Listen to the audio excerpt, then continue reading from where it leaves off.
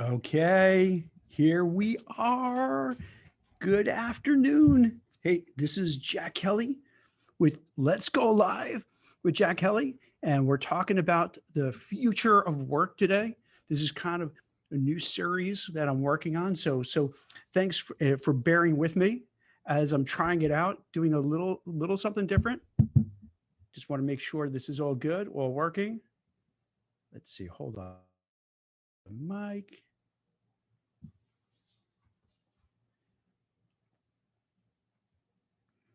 Hold on. It seems like.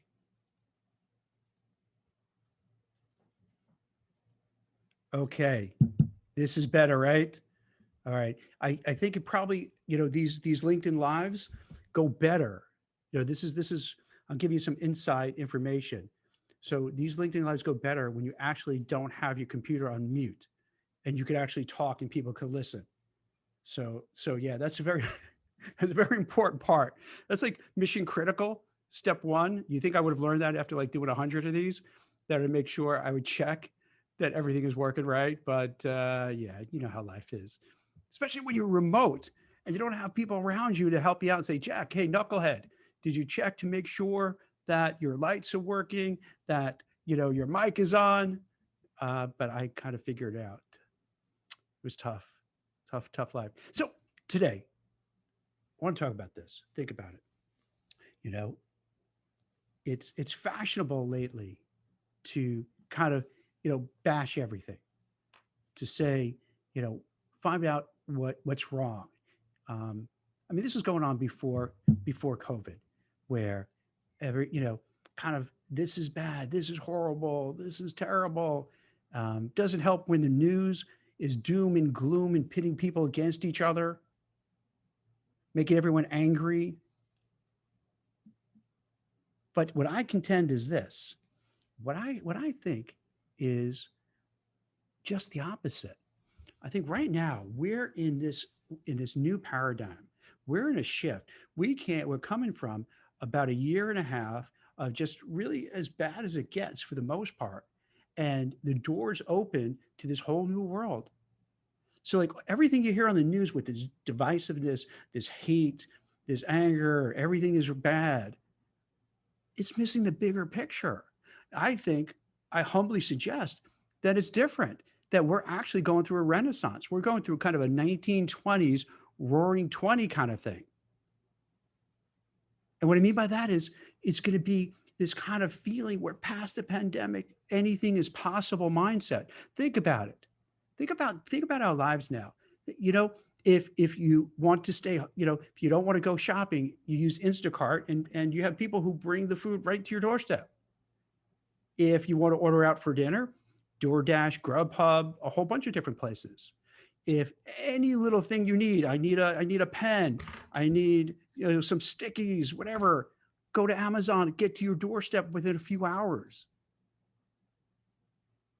It's wild how if instead of having to go to a doctor, sitting in the room with everybody coughing and sneezing on you, there's telemedicine. Right as we speak, we have Bezos, we have Musk, we have Richard Branson, all building rocket ships to go on the outer reaches of space, to get on Mars, to maybe get people on Mars. Think about how mind blowing that is. Even when you were a kid in your wildest dreams, would you think that you're going to have, billionaires who are going in rocket ships up in space, not through NASA, but just, regular people? Now, you could say there's a better use of their money, and maybe, but just think about it. They probably said the same thing about airplanes. Why do you need an airplane? We have perfectly good cars. Same thing with cars. Why do you need cars? We have horse and buggies. You don't need cars. So you're always going to have to say these things and think these things, but we have it.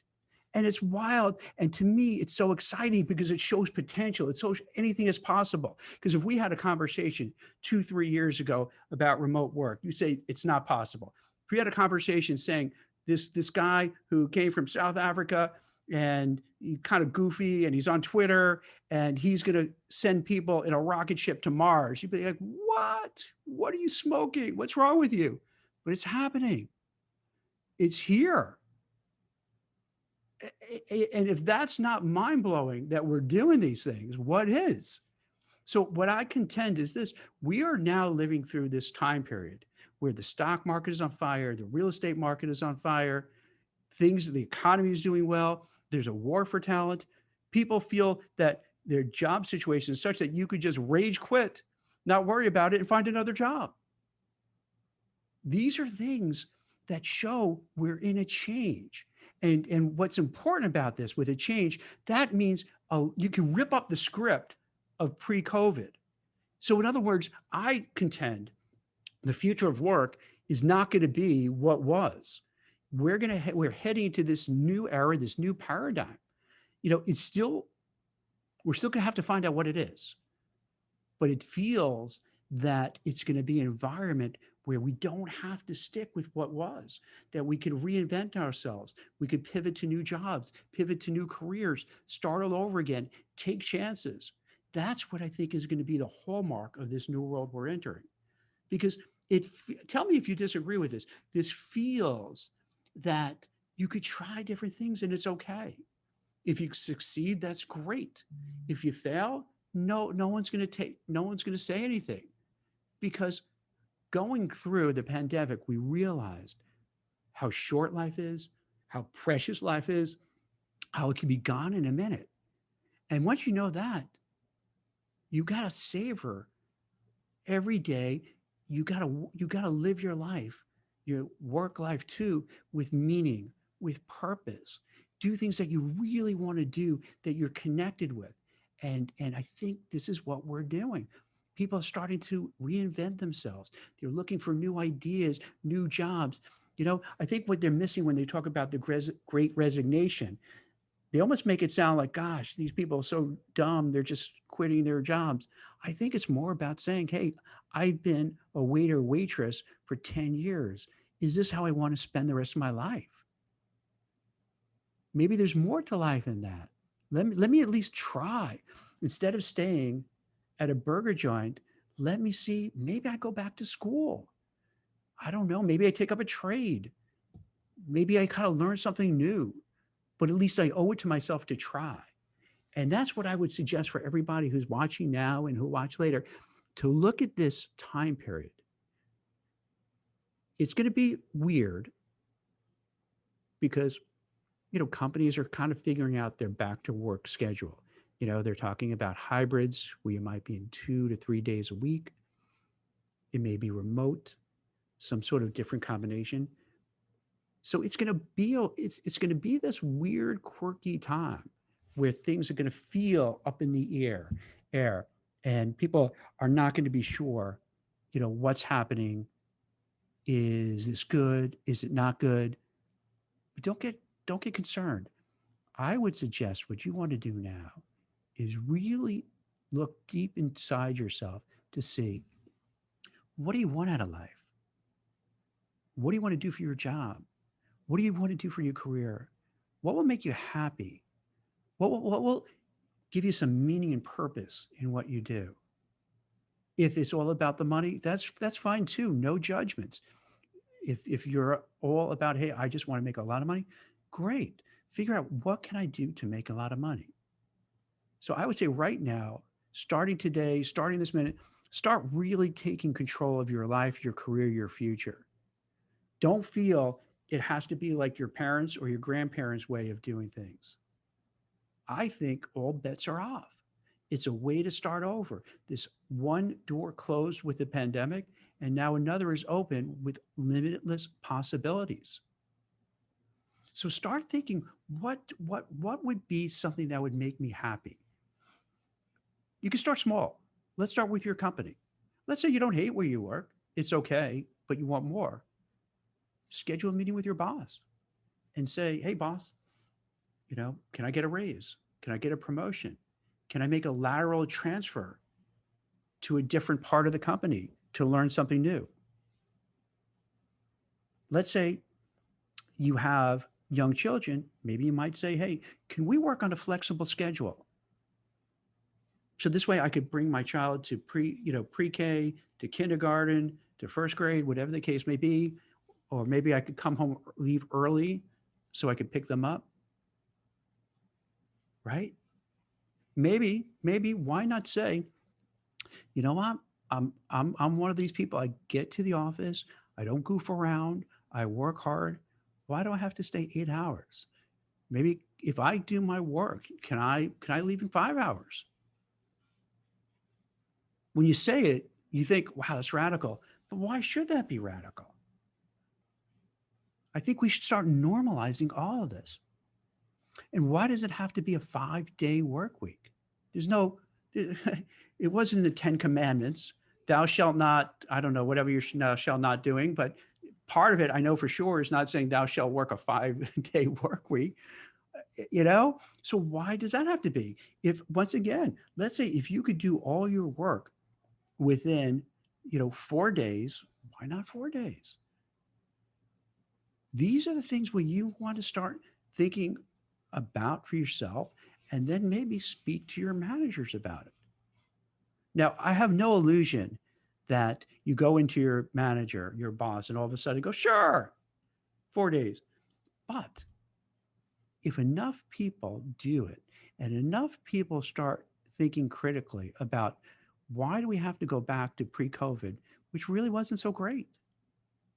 Most people, if they worked in a major hub, LA, San Francisco, Chicago, Philly, New York, it's kind of miserable. Let's be frank. It was really pretty brutal.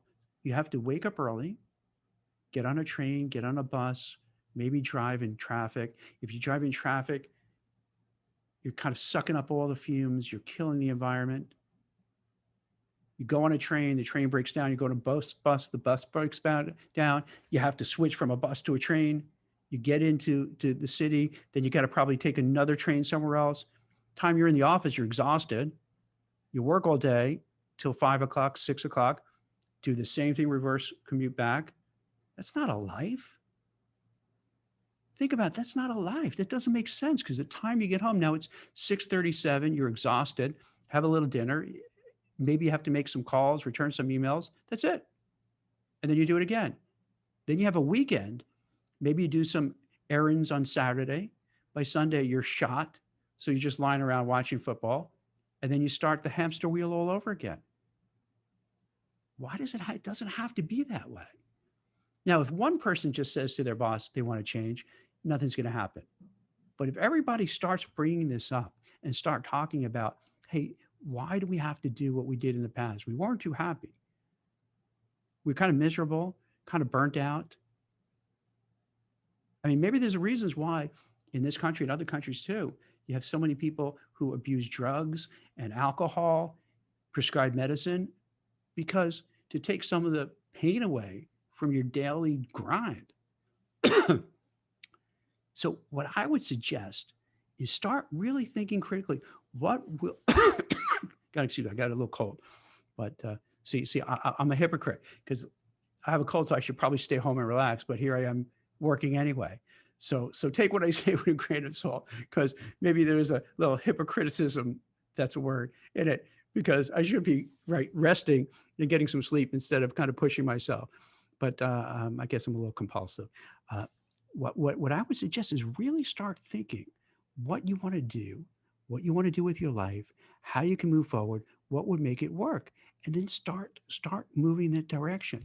And you may not know right away. If you do know, go for it. Start moving. If you don't know, start thinking. What kind of job do I want? What kind of career do I want? Am I doing something that I like, or do I have to change?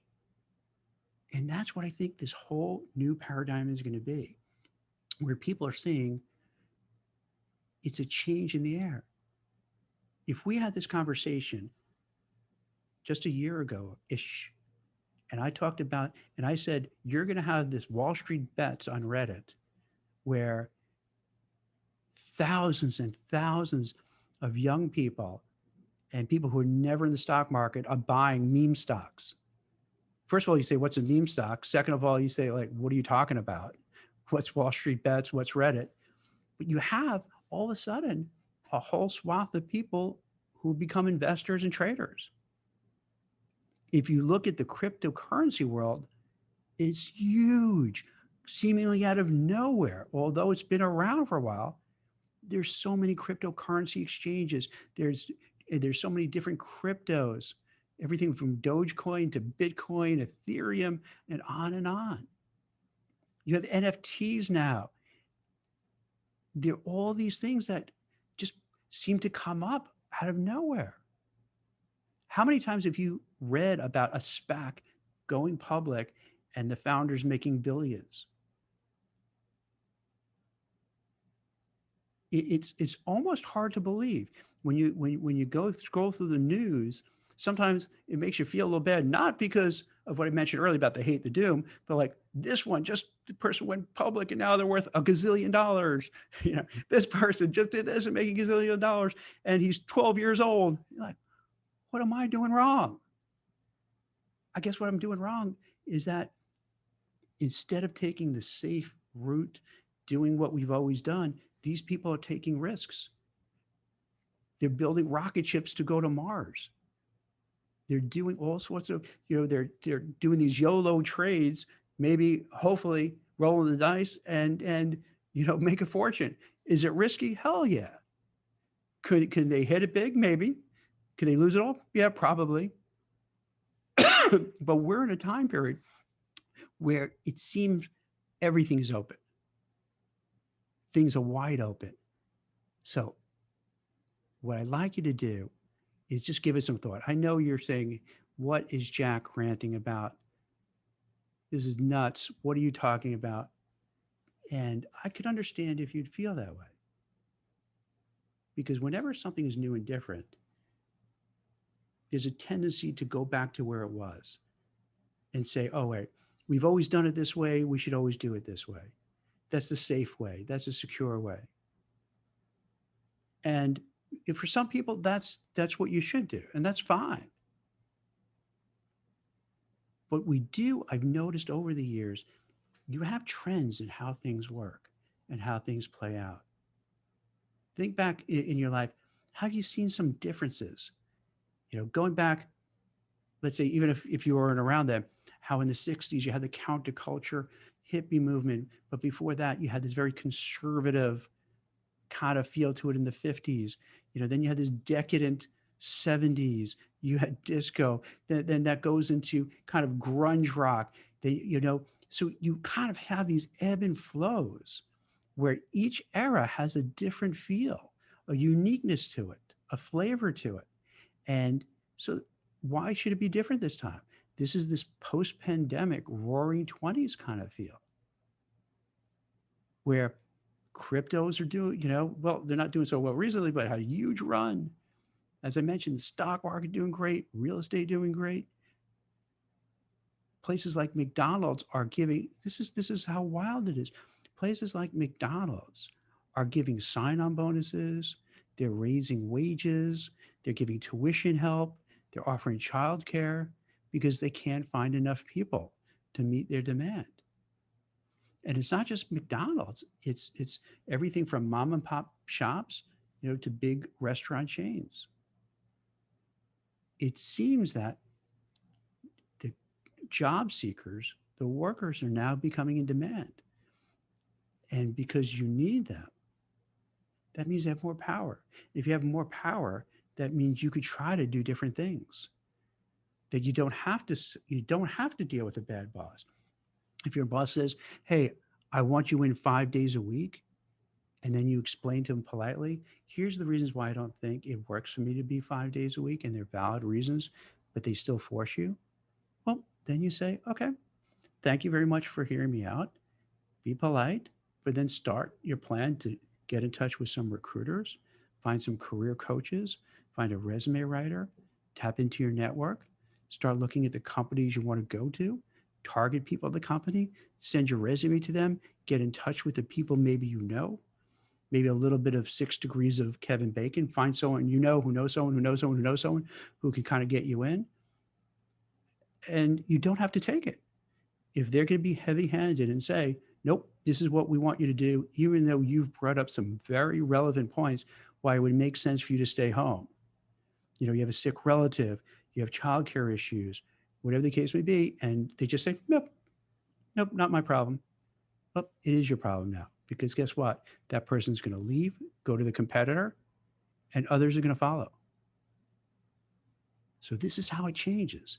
One step at a time, where you're going to see this difference, where people are going to stand up for themselves, where they're going to say, no, I don't want to have to schlep back and forth for 3-hour round trips every single day. That doesn't appeal to me. And what's going to happen is capitalism is an interesting thing because you like to say, well, Jack, Jack, what are you talking about? These companies aren't going to do it. Well, here's why they would have to do it. Because if company A is very heavy-handed and doesn't let you work flexible hours, they're not giving raises, they're not giving promotions, you have to schlep into work every day, 5 days a week. Company B is going to say, let's do the opposite of what that other company is doing, and we'll get all that best talent. so that all the best talent go, hey, company B, they're super awesome. They're letting me work remote. They have hybrid. They have kombucha on tap. They have ping pong tables. They have all sorts of cool things. I'm going to go over there. So then what happens? That company starts attracting the best talent and keeping the best talent. So what happens if you have the best talent? You're going to have a good company. Then what happens to the other company we talked about? They're going to have an exodus of the top players. And in my experience recruiting, what happens? The best people leave first. Why? Because they can get other jobs. So the A players leave because they know they have options. So they can go get a nice big raise going somewhere else. So then they're left with the Bs, the B minuses, the Cs, the Ds. So who's going to be the winner then? The company that does what their employees want and take care of them and have empathy and compassion and actually listen to them. What a crazy novel idea, right? Actually listening to your workers, asking them, hey, what would make you happy? How can you do your best work? Listening, take some notes, write it down, and then do it. It's the easiest thing you can do. So if they do that, you're going to get the best people. And do you think if you take care of your employees, are they going to be harder workers or slackers?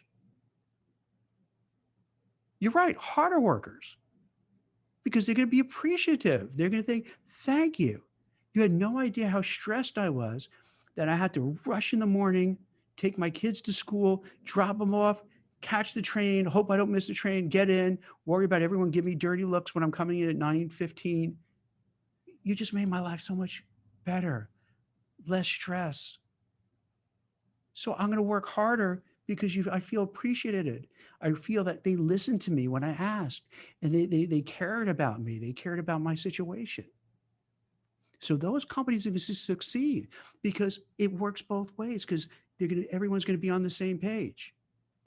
Where the other companies that are going to be heavy-handed, they're going to slowly be drained of the talent, of the best and brightest. Because after a while, they're like, wait a minute, I don't have to, there are other options. And because of the way capitalism works, one company might be the way that's not pleasant. Then there's others who say, hey, we're going to take advantage. We're going to change the way we do it because we see this as a competitive advantage to get the best and brightest and steal and poach talent. So you see what I mean? So it can change. It can change quickly. And I mentioned this in other LinkedIn lives too. The remote work is the greatest example of this because no, people did work remotely for years, but it was maybe, I don't know the exact numbers, maybe 5% people work remotely. Maybe. I doubt even that much. Then we go to almost everybody working remote. And obviously not every, I'm generalizing. Almost everybody, almost all white collar people work remote. And we did it for about a year. What is it? A year and a half-ish? That was a test. Think about it. That was the biggest test to see if remote work on scale would work. And it did. Not only did it work well, it worked phenomenally well. It worked well, so well that Jeff Bezos is going on a rocket ship and leaving Earth. And by the way, there's a petition for him not to come back, which is pretty hilarious. I don't think that petition could hold and make him stay up there. But anyway, it's still funny. So he made so much money, he could say, I'm going on a rocket ship up to Mars or wherever he's going. Same thing with Elon Musk. So not only did remote work well, but all these companies did well. Amazon, Apple, Microsoft, Zoom, Netflix, on and on. These companies just did gangbuster business. They did phenomenally well. Now, you might say they did well, I didn't, but that's fair. But it depends where you are. If you had stock in the company or stock options in the company, you did well. Um, if you didn't and you lost your job, no, you didn't. So it's not evenly distributed. It's definitely been one of those K-shaped recoveries where, you know, they're talking about, when as we recovered, some people said it would be V, which, everything went down and then bounced back up. This is more K, where on the upper end, it goes on the upper end, the kind of upper middle class wealthy just did really well, and the poor going down, not so much. So it's not fair. It's not fairly distributed. And that's why with my advice, I'm not saying this is one size fits all for everybody. Because for some people can benefit. Some people have the privilege, the luck, the fortune of being in the right kind of place that they have options and they could kind of leverage it. And for the people who can, you should appreciate you have that, because not everybody does. So if you have the ability that you can say, I'm gonna go to my boss and I want to get a raise, I want to get a promotion, I want to get a lateral move, I want hours. Not everyone has the ability to say that. If you're an A player, you're doing well, you can get away with it. Not everyone can say, I'm going to leave my job and find another job, because it's not so easy. But if you can, you should take advantage of the fact that you're so lucky you can do that. So I'll leave you with this. What I see happening is this. We're seeing this unique time period where we're going to hit, like we've seen in the past, where just things change and eras are defined in different ways. This era, this paradigm is going to be this kind of roaring 20s where there's unlimited possibilities, there's unlimited potential. You don't have to keep doing what we used to do. We could try things, we could succeed, we could fail, we could take on new risks, new jobs, new challenges. If they work, great. If they don't, we'll try again. And that's a really good space to be in, where you have that freedom, where if you try something and it works, great. If it doesn't, no hard feelings. We could all appreciate it, because everyone is doing that and trying that. And what a better place if we're all being productive and doing things that we want to do and working the way we want to do it, not being forced to, but finding the means of working that caters to our lifestyle. And if we could find also jobs that we have a passion for, that has a purpose and meaning, people are going to be working hard and smart and enjoying it more. And they also have time for their families and loved ones and hobbies and all that. So this is all possible. So I would say, for people who are thinking, hey, things are terrible, I'm hearing about the Delta Force variant, super spreader, horrible thing. Now, is it bad? I don't know. Maybe. But there's always going to be some boogeyman to scare you. There's always going to be something where, whether it's the news, the media, somebody saying, oh, this is terrible. Here's, and there are terrible things in life. There's always going to be, there always has been, there always will.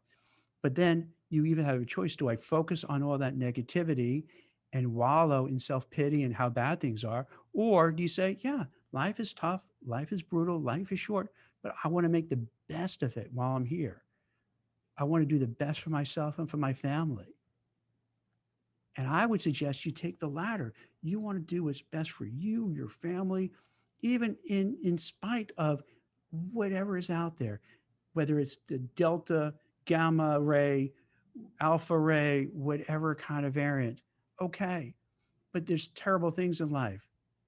There's cancer, there's car crashes, there's everything. But you can't live your life looking at everything that's so bad. You're better off looking at what I can do, what I have control over, how I can improve my life, how I could find a new career, how I could find a new job, how I can improve things for myself, for my family, for my country, for my world. That's the place to be in, because then you're working with a purpose and meaning, and then nothing could stop you. So give it some thought. I know for some people you think, Jack, you're out of your mind. What do these concepts, you're driving me nuts. Just talk about when you interview, have a firm handshake. That's all I want to know. Or how many pages on a resume. Stop with all this other stuff. Those things are important, but I think it's important to talk about these big issues, because if you navigate yourself the right way, you can make an entire difference in your life, in your kids' life, in your grandkids' life. So give it some thought, what you want to do, what will make you happy, how do you want to work, and what do you need to do to get to a place where you feel, yes, you know what, I'm happy, I'm motivated, I'm working with purpose and meaning, and this is a good spot to be in. So this is Jack Kelly. Thank you very much for watching and listening. I hope you appreciate it. I hope this is helpful. I hope it's enlightening. Always feel free. Please let me know if you ever want me to cover any certain topics. If you want to talk about anything, you want to come on as a guest. I'm always open for ideas, suggestions, thoughts, comments. Hit me up on LinkedIn, on Twitter. I really appreciate you taking the time out of your day, because I know everyone's so busy, to watch and listen and encourage, because I've got such encouragement for people. I really, really so appreciative for all the support. So thank you very much. Have a great day. Bye-bye.